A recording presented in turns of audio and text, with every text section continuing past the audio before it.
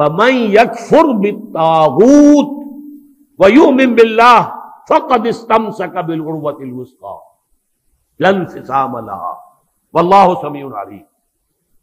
تو جو شخص بھی طاغوت کا کفر کرے گا، انکار کرے گا، طاغوت کے خلاف بغاوت کرے گا اور ایمان لائے گا اللہ پر، یہ اہم ترین مقام ہے اس اعتبار سے کہ جیسے میں نے اس سے پہلے بھی دیکھا لا الہ الا ہو، لا الہ پہلے ہے، الا ہو بعد میں آتا ہے، نفی اس بات۔ اسی لیے بعض جو ہمارے سلسلے تصوف کے ہیں اس میں جو ذکر ہوتا ہے لا الہ الا اللہ، اسے نفی اس بات کا ذکر کہتے ہیں، لا الہ الا اللہ، الا پر وہ ضرب لگاتے ہیں قلب کے اوپر، جس سے ایک خاص قسم کی کیفیت پیدا ہوتی ہے، ایک نفسیاتی کیفیت حاصل ہوتی ہے۔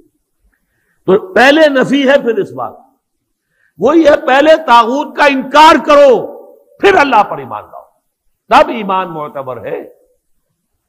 طاغوت کسے کہتے ہیں؟ طغا سے بنا ہے، طغا طغیانی، دریا اپنے حدود کے اندر بہ رہا ہے لیکن اب یہ کہ اس کی پانی ادھر چھلک گیا ہے، اپنے حدود سے کناروں سے نکل گیا، اسے کیا کہتے ہیں؟ طغیانی، طغیانی آئی ہوئی ہے، طغیانی۔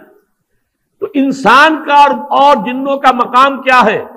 وما خلقت الجن والانس الا لیعبدون، میں نے نہیں پیدا کیا جنوں اور انسانوں کو مگر اس لیے کہ میری بندگی کرے۔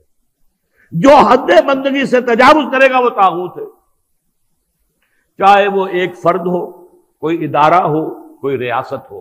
میں نے یہ تین چیزیں گن دی ہیں۔ انفرادی حیثیت سے میں اپنے حد بندگی سے تجاوز کرتا ہوں، اگر زندگی آمد برائے بندگی، زندگی بے بندگی شرمندگی، اگر میں حد بندگی سے تجاوز کر گیا تو میں طاغوت ہوں۔ کوئی ادارہ آپ نے بنایا ایسا جس میں لمیٹیشن نہیں ہے اللہ کے احکام کی، بلکہ اس کے اندر آپ نے اپنی اتھارٹی جو ہے وہ بڑی مطلق رکھی ہوئی ہے، طاغوت ہے۔ ریاست آپ نے قائم کی، حاکمیت عوام کے لیے یا حاکمیت کسی ایک خاندان کے لیے، وہی طاغوت ہے۔ اس کی نفی، اس کا انکار، اس کے خلاف بغاوت کر کے ایمان لاؤ گے تو ایمان معتبر ہے۔ اور اگر طاغوت سے دوستی بھی چل رہی ہے، طاغوت کی چاکری بھی ہو رہی ہے، انگریز کی ملازمت بھی کر رہے ہیں، انگریز کی فوج میں شامل ہو کر خانہ کعبہ پر جا کر گولیاں بھی چلا رہے ہیں، انگریز کی فوج میں شریک ہو کر اور جنرل ایلن بھی کو یروشلم کا قبضہ لے کر دے رہے ہیں، لیکن ساتھ ہی تہجد بھی پڑھ رہے ہیں۔ ایسے تھے فوجی مسلمان بلوچ ریجمنٹ کے اور پنجاب کے، بڑے لمبے لمبے بال، زلفیں رکھی ہوئی ہیں، نمازی ہے، اور یہ کہ تہجد ہے کہاں؟ انگریز کی فوج میں۔ یہ تو طاغوت کی چاکری کر رہے ہو بھائی، طاغوت کے ساتھ تعاون۔ حال یہ ہے کہ حضور فرماتے ہیں من مشى مع فاسق ليقويه فقد اعان على هدم الاسلام، جو شخص کسی فاسق و فاجر انسان کے ساتھ چلے اسے تقویت پہنچانے کے لیے، اس نے اسلام کی عمارت کو جڑوں سے کھودنے میں مدد کی، منہدم کرنے میں مدد کی۔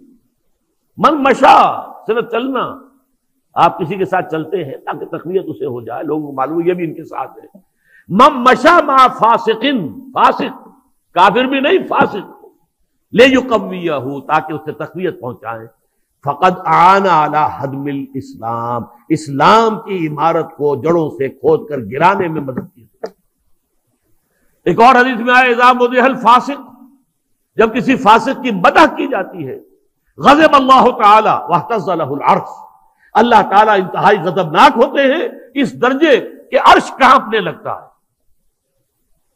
تھرا اٹھتا ہے عرش، اتنا غضب آتا ہے اللہ تعالیٰ کہ ایک شخص میرا باغی ہے، میرا فاسق ہے، فاجر ہے، اور اس کی مدح کی جا رہی ہے۔